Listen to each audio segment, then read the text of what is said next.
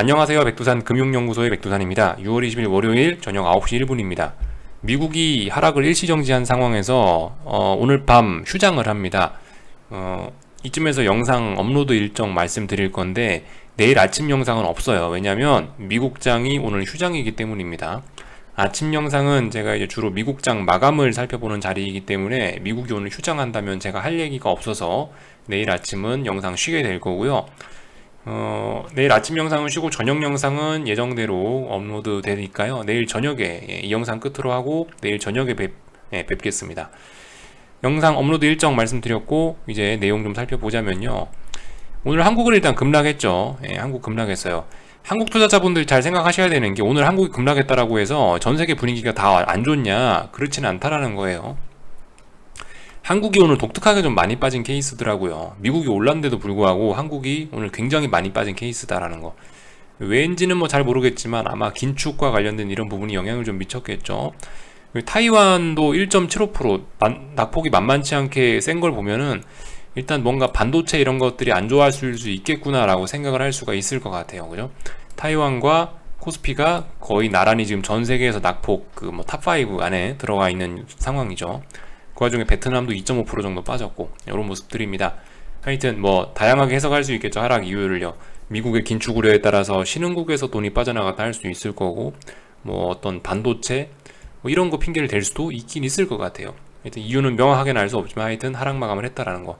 근데 한국이 하락 마감했다라고 전 세계가 지금 분위기 안 좋은 건 아니고 중국은 여전히 반등을 지속하고 있고 유럽도 뭐 아직까지 뭐 분위기가 썩 나쁘지는 않은 뭐 이런 모습이에요. 지금 현재 분위기 가장 좋은 건 참고로 중국이 되겠죠. 요 정도. 요 정도 생각하시면 되겠고, 방금 전에 제가 이제 뭐 타이완하고 코스피 이야기하면서 반도체가 좀 안 좋지 않겠냐, 뭐 안 좋아서 그런 걸 수도 있지 않겠냐라는 이야기를 살짝 던지긴 했는데, 아무튼 뭐 저의 어떤 개인적인 생각에 불과한 거고, 요거 보면서 그런 생각을 했어요. 주말에 이번에 토요일 날 잘 놀고 있는데, 밖에서 놀고 있는데 가만 보니까 이 비트코인이 이때 박살이 나고 있더라고요. 그래서 이 비트코인이라는 게 뭡니까? 이게 코인 채굴에 반도체가 많이 들어가지 않냐라는 겁니다. 그래서 이게 코인 값이, 비트코인 값이 떨어지면은 아무래도 반도체 업종 이런 데에 안 좋은 영향을 미칠 수 있겠다라고 생각을 하긴 했거든요. 그죠? 이 보시면은 2만 달러자라는 자리가 중요하다라고 금요일날 영상에서 말씀을 한번 드렸었어요. 근데 이 자리가 저는 웬만하면 이 정도 하면 여기서 지지할 줄 알았는데 주말에 이걸 박살낸 거예요.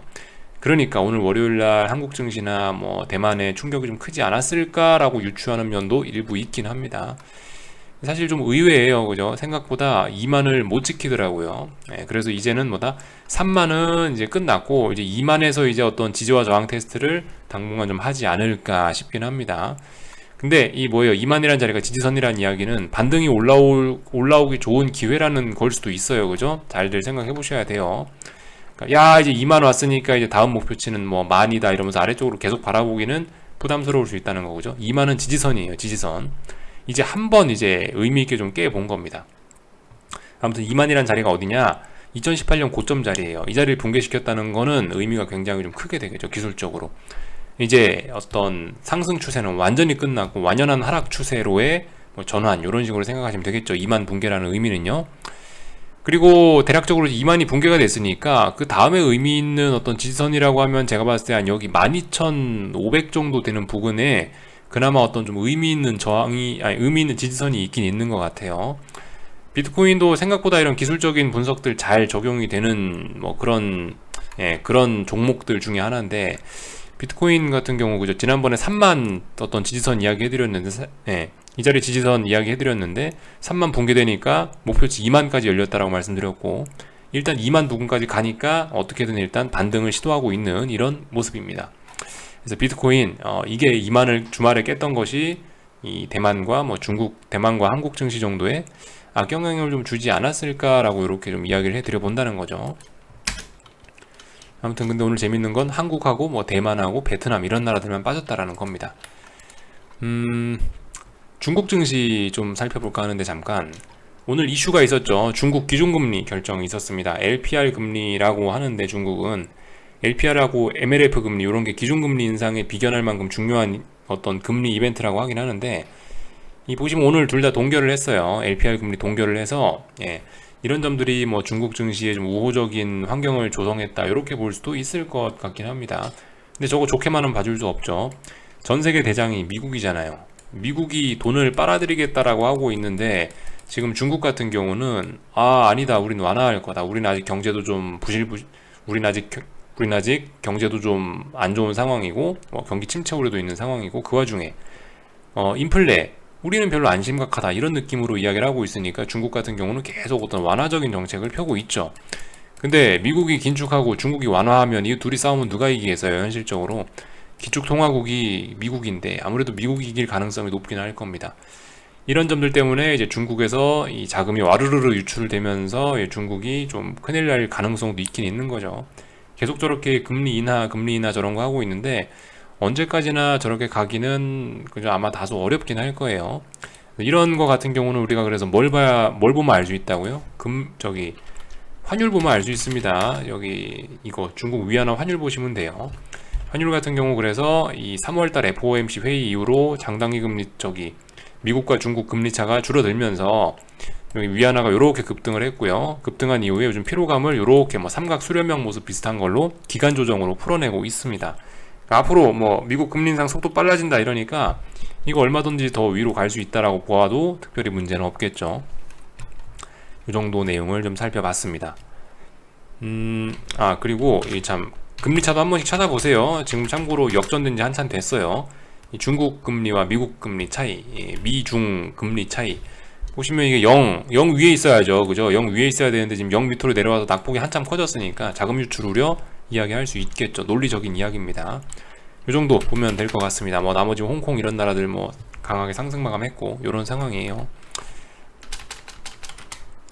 하여튼 중화권 증시 어떤 이유에선지는 모르겠지만 저 완화적인 정책이 진짜 도움이 돼서 그런지는 모르겠지만 이게 지금 속임수인지 진짜인지 알 수는 없지만 아무튼 잘 올라가고 있다라는 거예요.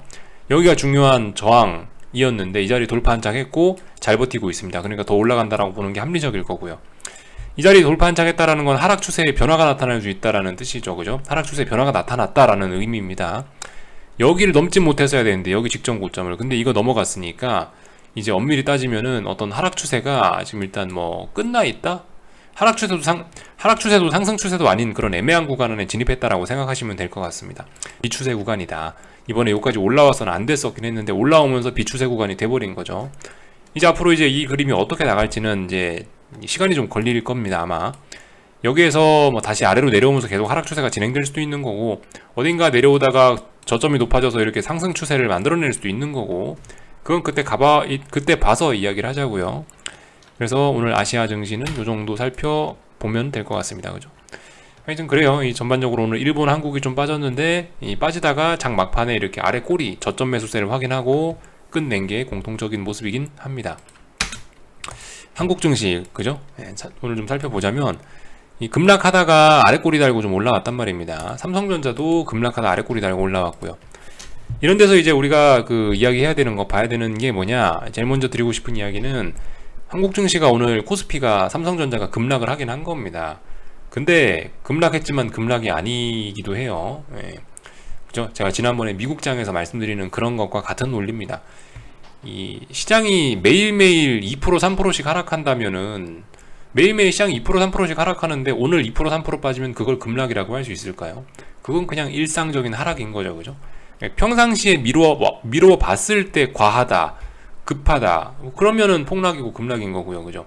평상시와 미루어 봤는데 일상적인 거네, 그러면 폭락이라는 표현을 쓰기는 좀 애매하지 않을 수 있겠습니까? 그죠? 그러니까 오늘 급락 같은 경우는 원래 한동안 급락했는데 오늘 또 이 정도가 급락이냐, 그냥 빠지는 거지 라는 관점에서 급락이 아니다라고 말씀드리기도 한 거예요. 아무튼 그게 중요한 것 같지는 않고 근데 어쨌든 이 급락이지만 급락이 아니다라는 게 의미가 없지는 않습니다. 의미가 있긴 있죠. 어떤 측면에서 냐면은 대응하는 측면에서 애매하다고요. 지금 자리가 한국 증시 미국 증시 등등 다들 증시가 많이 급락을 했어요. CPI와 FOMC 회의 긴축의 영향으로 급락을 많이 했어요. 단기낙폭 과대가 충분히 이야기 나올 수 있는 자리란 말이에요. 단기낙폭 과대라고 이야기해드리는 근거들이 예를 들면은 5일선과 이격이 어쩌고 저쩌고 해서 그렇고 거래량이 어쩌고 저쩌고 해서 그렇고 예를 들면 수급에서 옵션 수급이 어쩌고 저쩌게 해서 그렇고 이런 이야기들을 드리면서 볼린저 밴드를 보니까 그렇고 이런저런 이야기들을 이런저런 핑계를 대면서 낙폭과대라고 제가 이야기를 말씀드리고 있는데, 근데 이제 이런 게 애매하다고요. 낙폭과대이긴 한데 낙폭과대니까 반등이 나올 수 있어요. 자연스럽게 반등이 나올 수 있습니다. 근데 반등을 하기에는 일단 지지력이 잘 보이진 않고요. 근데 아무튼 이 낙폭이 좀 많이 크긴 크죠. 언제든 반등해도 이상하진 않아요. 그런데 말씀드렸다시피 지금 지지력이 없기 때문에 언제든지 추가로 급락도 가능하고 추가로 계속 짜불 옆으로 죽으면서 그냥 그렇게 하락할 수도 있는 상황이에요. 그러니까 이게 대응하기가 정말 투자자 입장에서는 애매할 수 있죠. 더군다나 어느 정도 하락이 진행된 상황이기 때문에 지금 뭐 하방 포지션 구축하는 게 단기적으로 가격적 부담도 있을 수 있고 다양한 이유 때문에 지금 좀 대응이 좀 애매하다고요. 차라리 급등을 해버리거나 급락하면 우리의 대응 난이도는 쉬워진다라고 이야기를 드렸습니다. 그래서 내심 오늘 급락하나 설마 폭락하나 싶어서 보고 있는데 아래 꼬리를 왕창 달고 올라오는 거 보니까 저런 걸 갖고 급락이라고 하기는 좀 그렇고요. 그냥 차분하게 잘 하락한 거다라고 이렇게 좀 말씀을 드리고 넘어가겠습니다. 오늘 한국 증시는요. 그죠? 요 정도 빠졌어요. 지금 상황에서 저건 급락이라고 하긴 좀 어려운 측면이 있습니다. 근데 아무튼 단기 낙폭 과대라고 보는 의견은 여전히 동일합니다. 어떤 단기적인 변곡의 신호 이런 것들, 중장기적인 변곡 말고요. 단기적인 입장에서 어떤 변곡, 증시의 방향이 바뀔 수 있는 그런 신호들은 지금 굉장히 많이 나타나고 있어요. 그렇지만 아직 지지력이 확보가 되지는 않아가지고 이 시장이 반등은 못하고 있는 상황인데 한국은요. 아무튼 오늘 제가 뭐 단기 낙폭 과대다 이런 측면으로 이야기해드리는 지표들 몇 개 좀 살펴볼게요. 예를 들면 거래량, 그죠? 거래량이 통상적으로 지난 2년간의 어떤 하락장, 1년간의 하락장을 보면 이렇다고요. 꼭 바닥자리에서 거래량 많이 늘어나죠, 그죠? 근데 지금 거래량 굉장히 많지 않냐는 거예요. 충분히 어떤 단기 바닥 이런 거 이야기할 수 있는 그런 자리긴 하죠. 그렇지만 지지력은 없다고요. 그러니까 이게 애매하다고요, 상황이요. 차트 보시면 이게 어디에 지금 지지력이 있습니까? 지지력이 하나도 없기 때문에 지금 위험하다라고 이렇게 이야기를 드리고 있고, 그 외에 뭐 5일선과의 이격도 뭐 이런 것들을 봐도 부담스러운 측면들도 있을 수 있고, 뭐 볼린저 밴드를 뭐 좀 째고 나오는 거 이런 것들 좀 부담스러운 점일 수 있고, 단기 낙폭 과대라고 주장하는 그런 이유가 될 수 있죠. 그리고 옵션 수급 같은 것도 그렇습니다. 개인들 풋옵션 수급이 147억 순매수가 들어왔다고 되어 있는데, 물론 이걸 순수하게 개인들이 147억 투기적으로 풋옵션을 매수한 거다라고 이야기할 수는 없겠지만은, 근데 통상적으로 저런 풋옵션의 개인들 수급이 굉장히 많이 찍히는 날이면은 조만간 이제 변곡을 하긴 했습니다. 조만간 반등을 하긴 했죠. 예, 그런 점들 좀 생각해 보실 필요가 있습니다. 항상 이 꼭지점 자리에서 개인들이 풋옵션 수급이 뭐 100억, 200억 이렇게 찍히면은 조만간 반등하는 경향이 있긴 하더라고요. 근데 아직 확인이 안 됐다고요. 아직 지지선 이런 게 확인이 안 됐기 때문에 네가 이야기한 풋옵션 수급과 거래량 등의 지표만 보고 여기서 반등에 베팅한다. 이거는 좀 안 좋은 투자일 수도 있을 것 같아요. 그래서 그런 점들 한번 생각들 해보시고요. 지금 상황에서 가장 좋은 건 역시 좋은 기회가 올 때까지 아무것도 안 하고 가만히 있는 겁니다. 반등이 나오길 기다리든지 아니면 차라리 급락하기를 기다리든지 그게 좀 좋을 것 같고요. 어쩔 수 없죠. 이게 그러니까 투자는 제 타이밍에 뭔가를 하지 않으면 어쩔 수 없어요. 이게 계속 손가락 빨고 있는 수밖에 없는 좀 그런 점이 있긴 있습니다. 물론 추격해도 되죠. 근데 추격하면 이제 그만큼 위험에 더 많이 노출되게 되겠죠. 예. 물론 이게 투자 성향상 또 실력이 있으셔서 그런 게 되시는 분들은 추격하시면 되는데, 솔직히 일단 뭐 저는 투자 성향상이나 어떤 실력상 그런 걸 추격하기는 좀 부담스럽다고 느껴서 저 같은 경우는 그냥 아무것도 하지 마시고 이런 변곡 자리에서나 좀 잘 하시고, 지금 같은 자리에는 시세가 진행되고 있으니까 그냥 가지고 있는 수익이나 잘 누적시키면서 쉬어가자, 뭐 이런 식으로 표현을 좀 드려보고 있습니다. 네, 그래도 오늘 한국 증시 이 정도 이야기하면 얼추 될 것 같고요. 삼성전자도 그렇습니다. 그죠? 낙폭이 좀 굉장히 많이 과대했는데 일단 아래 꼬리 달고 올라오면서 낙폭은 어느 정도 회복되긴 했어요. 근데 아무튼 오늘도 뭐 최대 거래량 터지고 이러는 걸 보면은 아무튼 좀 그렇습니다. 단기 낙폭 과대는 분명하고 조만간 반등할 것 같긴 한데 일단 지지선은 안 보이고 계속 좀 애매한 그런 상황이에요. 아무튼 하방이 이래저래 뭐 유리한 상황입니다. 이 정도를 좀 살펴봤고요. 그죠? 이 코스피 같은 경우 이 아래쪽에 지지선 좀 한 번만 좀 체크를 한번 좀 하고 넘어갈게요. 대략적으로 한 300 정도 자리에 어떤 중요한 지지선이 좀 많이 지나가긴 합니다. 어디서 보시면 되냐면 여기 300이라는 자리가 언제냐면요, 2020년 8월달, 2020년 9월달, 2010년 3월달에 3번에 걸쳐서 지지를 했던 중요한 자리이기 때문에 이 300 정도 되면은 좀 의미가 굉장히 큰 거죠. 그 정도 볼 수가 있겠고, 또 그리고 여기 있는 이 322 정도 되는 자리, 여기도 어떤 굉장히 중요한 어떤 저항이, 예, 여기도 또 중요한 지지선이 될 수가 있을 거예요. 왜냐면 말씀드렸다시피 여기 2020년 8월부터 해서 2020년 11월까지 요 구간이 박스권이었는데, 박스권에서 어떤 의미 있는 상단 자리의 역할을 해줬었기 때문에, 그래서 이게 한 323, 322 정도 되는 자리가 그만큼 의미 있는 자리다라는 이야기를 좀 해드리고 싶습니다. 이제는 313이니까 참 저항이네요. 그죠? 322, 323 자리가요. 요거 잘 보시면 되겠죠?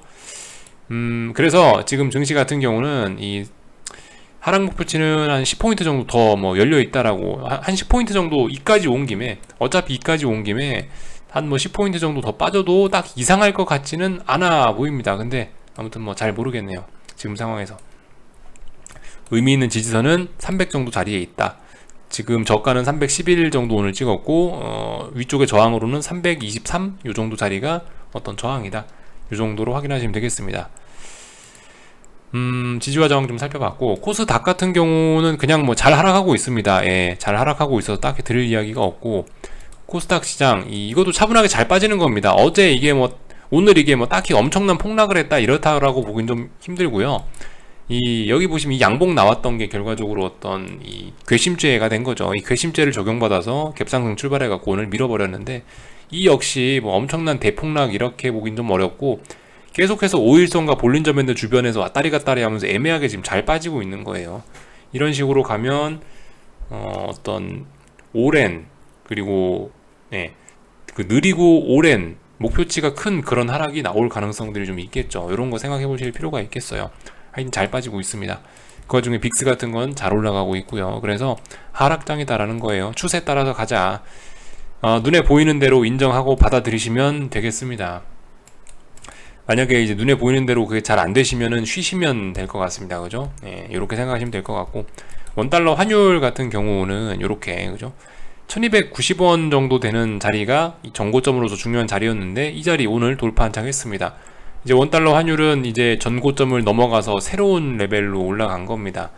새로운 세상에 온 거예요. 이제는 이 1300원은 이제 당연히 볼 수 있는 그런 값이 된 거고, 이제는 목표치가 이제 여기선 더 이상 이제 차트에서는 이제 뭐 말씀을 드릴 수가 없고, 이 월봉 같은 거 이제 보시면 됩니다. 월봉 같은 거요. 월봉 보시면 이제 그 1300 저기 환율이 레벨업을 했으니까 뭘 보셔야 되냐? 여기 그죠? 월봉 단위로 이제 크게 보시면서 저항이 어디 있나? 대략적으로 뭐 1370원, 1460원, 그리고 여기 1530원, 혹은 뭐 1590원 이런 자리가 저항이 될 수 있겠구나라고 이제 월봉 보면서 받아들이시면 돼요. 그래서 지금 이 중요한 어떤 이 원달러 환율이 중요한 자리들에서 지난 몇 년간의 박스권 자리의 어떤 이런 저항 매물들을 모조리 다 소화하고, 오늘 어떤 중요한 라인을 돌파한착함으로 인해서 나 위로 올라갈 거야, 급등하겠어 라는 신호를 우리한테 던져 준 겁니다. 이거 잘 받아들이셔야 될 것 같고요. 이제는 원달러 환율의 변동성이 좀 커질 수가 있겠습니다. 왜냐하면 이 위엔 매물대가 잘 없기 때문이죠. 그렇다면 환율이 크게 움직인다면 코스피도 크게 움직일 수 있겠구나, 전반적으로 시장이 난폭해질 수 있겠구나, 이렇게 생각하시면은 딱 맞을 것 같습니다. 한국 증시 이야기까지 좀 해봤어요. 오늘 밤 미국 쉬니까 여러분들 좀 빨리 좀 쉬시면은 좋을 것 같고요. 오늘 경제지표 발표들이 좀 몇 개 있긴 있습니다. 라가르드 총재 연설이 있어요. 22, 그죠? 22 라가르드 총재 연설이 있으니까 저기서 어떤 이야기를 하는 것들이 달러나 금리에 영향을 미치겠죠.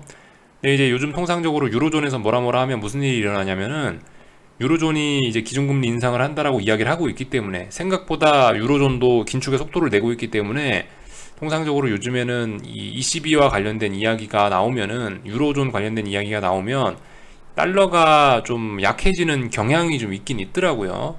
근데 실제로 약해질지 오늘 밤에 체크해 보시면 좋을 것 같고, 그리고 유로존 같은 경우도 긴축을 좀 세게 하려고 이제 하는 편이기 때문에, 유로존에서 무슨 일이 생기면 금리가 좀 올라가는 경향이 좀 있기도 하더라고요. 근데 아무튼 이 유로존에서 말씀드렸다시피 유로존의 저런 통화정책이 한국 증시에 미치는 영향 같은 경우는, 근데 유로존이 긴축한다고 해서 달러 약세가 유발되면 한국 증시에는, 그죠? 일단 호재로 작용할 가능성이 좀 있긴 있습니다. 중장기적으로 뭐 어떨지 모르겠지만, 저런 게 한국 증시의 어떤 단기적인 측면에서는 호재로 작용될 수도 있다고요. 그죠? 달러 강세 때문에 지금 코스피에서 돈이 쭉쭉 빠지는 건데, 유로존이 금리 인상을 해서 달러가 아래쪽으로 좀 빠지면은 상대적으로 신흥국으로 좀 돈이 들어올 수도 있거든요. 그럼 한국 증시가 조금이라도 선방할 가능성이 있으니까 유로존의 긴축 같은 경우는 한국의 호재로 작용할 수도 있다, 이런 이야기를 좀 드려봤습니다. 항상 그런 건 아니고 이제 그런 경향성이 좀 있을 수 있다, 이 정도 생각하시면 좋을 것 같아요. 나머지는 딱히 뭐 점검할 수 없는 거, 나머지는 딱히 점검할 만한 거 없는 것 같고, 여기까지 하고 마치겠습니다. 궁금한 거 리플 남겨주시고 내일 저녁에 뵙도록 하겠습니다. 여기서 마치겠습니다.